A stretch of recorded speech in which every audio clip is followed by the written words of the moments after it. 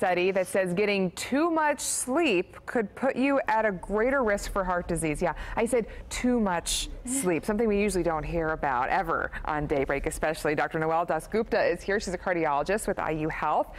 Thanks for coming and for validating a lot of us at Wish who don't get enough sleep. Tell me a little about this study and what kind of conclusions can be drawn from it. Sure. So this study looked at over 100,000 people in over 21 countries, and they looked at self-reported sleep duration, including the total amount of sleep at night and naps. And what they found was that people that slept over 8 hours may have an increased risk of heart attacks and all-cause death. And people who slept less than 6 hours might have a slight increase in those same things, all-cause mortality and death, but it wasn't statistically significant. Sure. Now these are correlations though. These are the group of people who don't tend to have heart attacks tend to have this amount of sleep. That kind of a situation, right? Yeah, they're looking at people with and without heart disease and following them based on survey data over 8 years in this study.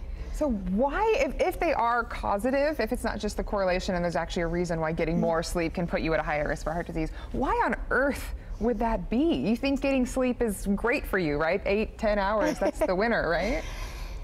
That is a good question, but I think we all realize that sleep is really important to being healthy and is a sign of wellness.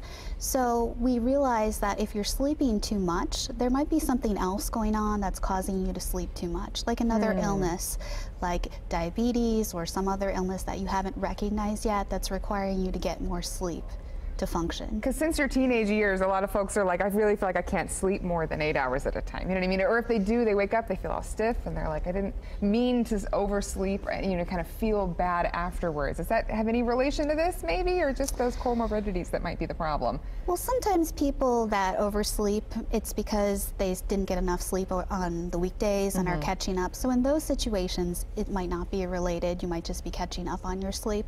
But certainly people that are having frequently increased hours of sleep, over 10 hours or so, are at increased risk for having other heart problems and other health issues. So am I right in saying then that the solution to this and the way to be heart healthy isn't then to get a short amount of sleep and say, well, the doctors at IU Health told me to, right?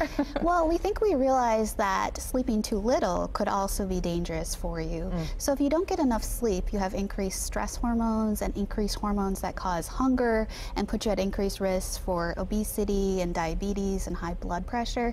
So really it's recommended you get at least 6 to 8 hours of sleep, and that's probably the best amount of sleep you can get.